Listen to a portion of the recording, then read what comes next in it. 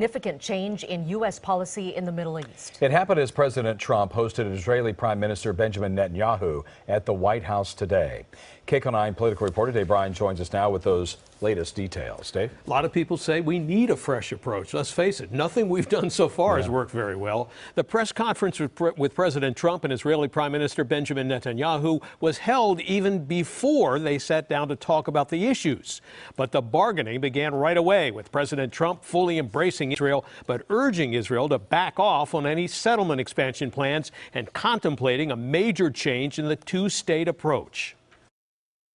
Just a few minutes after President Trump warmly greeted Israeli Prime Minister Benjamin Netanyahu to the White House, he broke with decades of U.S. policy, backing away from the two-state solution that would give Palestinians their own independent state. I'm looking at two-state and one state, and I like the one that both parties like.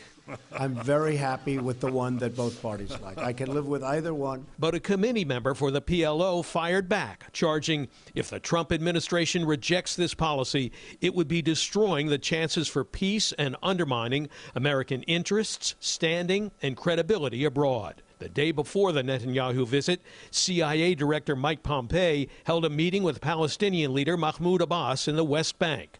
The meeting was described as warm and positive, but Trump also challenged Netanyahu on the issue of expanding Jewish settlements in the West Bank. As far as settlements, I'd like to see you hold back on settlements for a little bit.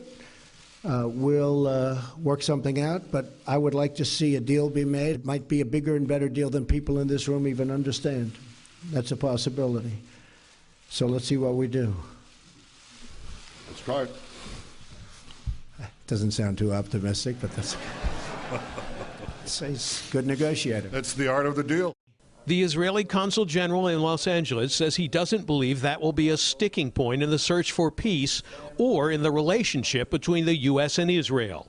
Not only is it not going to be a problem, but I think it's an issue that will be able to be addressed with the proper proportion and in a way that will not cause unnecessary tensions between the Prime Minister and the new administration. Rabbi Marvin Heyer is the dean and founder of the Simon Wiesenthal Center and its Museum of Tolerance. He says there won't be any deal at all in the region until Hamas is pushed out of Gaza, and President Trump knows it. He understands that if no Israeli democratic government, left or right, will ever make a deal where you have two separate Palestinian entities, one in Ramallah, one in Gaza, run by terrorists who want to destroy Israel.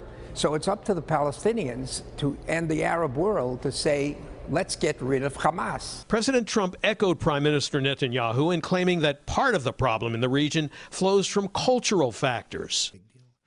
I think the Palestinians have to get rid of some of that hate that they're taught from a very young age, and it starts in the schoolroom. And they have to acknowledge Israel. They're going to have to do that. But Amani Barakat, who joined a Wednesday evening protest outside the federal building in Westwood, says that's simply not true. And as a Palestinian mother, I was very upset to hear how they described how we raise our children. We are no different from all the people in the world. We want to see our children grow and get the best education and get the best jobs. And we don't teach them any hatred or anything. And we are standing against occupation and against this injustice. That's all. Now, after a bumpy relationship with President Obama, the Israeli Prime Minister is clearly thrilled to be working now with Republican President Donald Trump, with whom he's had a long and friendly relationship. But it remains to be seen whether Mr. Trump and his son-in-law, who will be spearheading the Middle East Peace Initiative, will be seen as neutral and trustworthy arbiters of an agreement. Lena? Yeah, so Dave, how do you think this conference and the meeting with Netanyahu played today, and what kind of impact would it have? A little hard to tell because it came before they actually started talking. But nonetheless, the devil is always in the detail in these incidents. And in a general way, the two men did outline their cases during the news conference and set the table for more in-depth talks. Trump urging a delay in settlement expansion and displaying a willingness to try a different approach than the two-state solution, while Netanyahu took advantage of the televised event to hammer away at Iran and its missile tests. And we'll find out more, Jeff and Lena, in the next few days.